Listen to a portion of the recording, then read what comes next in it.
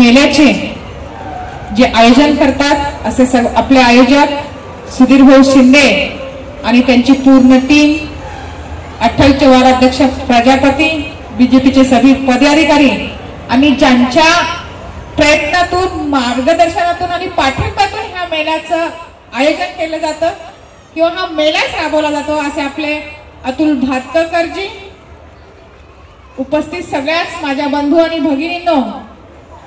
कारण मेला म्हटलं की मुंबईत मेला म्हणतात पण गावाकडे जत्रा म्हणतात. मुंबईत माहित नाही पण गावी आमच्या आजोबा जत्रेत घेऊन जायचे आणि तो उत्साह फार होता. कारण ज्यावेळेस मेला आणि जत्रा असायची ती मेचा दिवस आठवायचा आणि वाटच बघायचं की आपले आजोबा आपल्याला कधी घेऊन जातात. आणि जात असताना तो व्यक्ती प्रत्येक कार्यक्रमात म्हणजे खेळण्यापासून, खाण्यापासून आणि आनंद उत्सवापासून सगळ्याच कार्यक्रमाला घेऊन जात असताना तो आमच्यामधला आनंद फार मोठा होता. तसाच हा आनंद अनेक लहान मुलांना या ठिकाणी मुंबई सारख्या शहराला आपले देतात. असे सुधीर भाऊ शिंदे यांनी मला वाटतं 7-8 वर्ष झालं मी बघते तशी, तर बऱ्याच 15 वर्षापासून, मागच्या 15 वर्षापासून हा कार्यक्रमाचं आयोजन करतात. कारण आसपासचे बरेचसे स्लम विभागातील मुलांना खेळण्याचा किंवा मनोरंजनाचं कोणतंही मैदान किंवा कोणत्याही उत्सवाचं एखादा थीम मिळत नाही. या ठिकाणी त्याच्या माध्यमातून तुम्ही देता. छान चक्र असेल, खूप फिरण्याचे, खेळण्याचे खूप छान ठिकाण आहे. बऱ्याचदा आमच्यासारख्याची हिंमत होत नाही पण लहान मुलं फार आवडीने या ठिकाणी खेळतात. मुलांच्या आनंदात तुम्ही द्विगुणी करता. इसलिए याच्यासाठी माझ्यातर्फे आणि पूर्ण आमच्या वार्ड क्रमांक 27च्या भारतीय जनता पार्टीच्या सर्व पदाधिकाऱ्यांना सुधीर भाऊ तुमचे खूप खूप शुभेच्छा आणि खूप मनापासून धन्यवाद देते. जय हिंद, जय महाराष्ट्र. आयोजक सुधीर शिंदेजी, त्याचबरोबर या विभागातील पूर्व नगरसेविका सुरेखा पाटील, शिवशंकर प्रजापती, वॉर्डाचे अध्यक्ष माने, रवी विश्वकर्मा, बाकी सर्व उपस्थित कार्यकर्ते, बंधू भगिनी आणि इतक्या मोठ्या संख्येने उपस्थित असलेले सर्व रहिवासी बंधू भगिनी, सर्वप्रथम आपण सगळ्यांनी मला विक्रमी मतांनी निवडून दिलं याच्याबद्दल सर्वप्रथम मी आपल्या सगळ्यांचे मनापासून खूप खूप आभार व्यक्त करतो, धन्यवाद व्यक्त करतो. आणि आपण सगळ्यांनी आज माझा या ठिकाणी स्वागत सत्कारही केलात याच्याबद्दल सुद्धा मनापासून धन्यवाद देतो. मला वाटतं सुमारे 15 वर्ष हा मेळावा आपण या ठिकाणी आयोजित करतो आणि 15 वर्षापासून हे ठिकाण सुद्धा तेच आहे. आणि कांदिवली महोत्सवामधले अनेक गोष्टी या मात्र आपण बदलवत ठेवतो आणि त्यामुळे एक चांगला ठसा या कांदिवली महोत्सवामुळे या विभागामध्ये निर्माण झालाय. आणि लोक डिसेंबर महिना चालू झाला किंवा नोव्हेंबरच्या एंडपासूनच प्रश्न विचारायला सुरुवात करतात की यावेळेला मेळावा कधी आहे.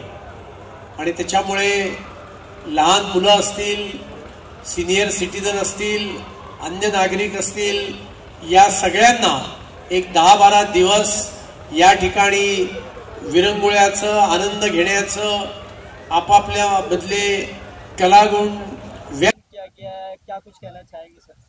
नहीं, हर बरस जैसे इस बार भी भारतीय जनता पार्टी के सभी कार्यकर्ताओं ने और विशेषतः सुधीर शिंदे और उनके सभी साथियों ने ये कांदिवली महोत्सव का आयोजन किया है. और मुझे लगता है लगातार 15 बरस से ये आयोजन हो रहा है. इसके लिए यहाँ के सभी भारतीय जनता पार्टी के कार्यकर्ताओं को मैं बहुत बहुत बधाई देना चाहता हूँ.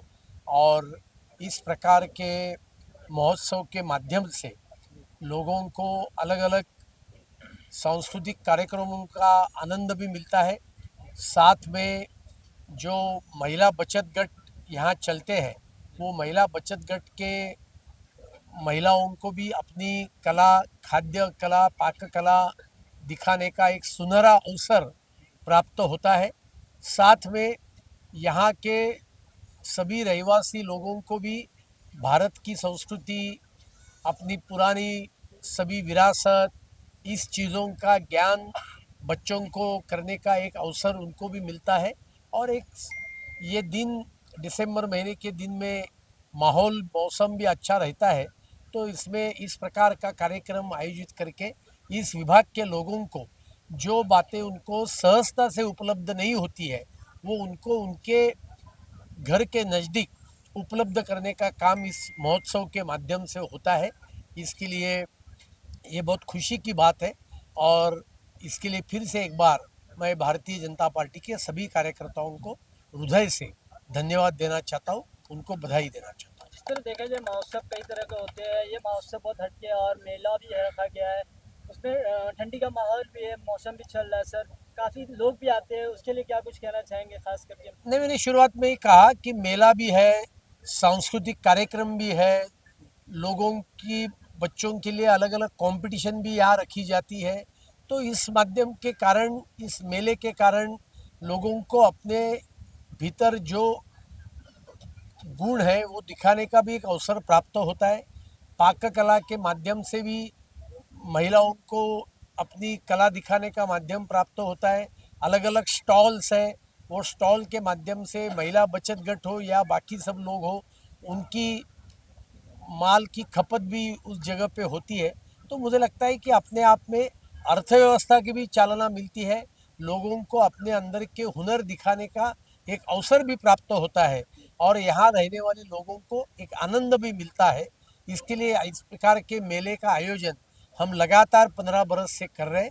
इसके लिए मैं भारतीय जनता पार्टी के कार्यकर्ताओं को बहुत बहुत बधाई देना चाहता हूँ। जिस तरह से 4 बार आप सुन के भी आए, लोगों भी आपको चाहते हैं, उसके बारे में थोड़ा सा बताइए, किस तरह का रहा सर लोगों का आपको? नहीं, मैं हृदय से लोगों को धन्यवाद देना चाहूँगा कि उन्होंने 83,500 से भी ज़्यादा मतों से मेरे को इस बार विजयी बनाया और मैंने जो भी काम 10 बरस में किया उसका एक प्रकार का रिकग्निशन लोगों ने किया और पूरे विधानसभा में लगभग सभी बूथ पर मैं अच्छी मात्रा में बढ़त के रूप में हूँ।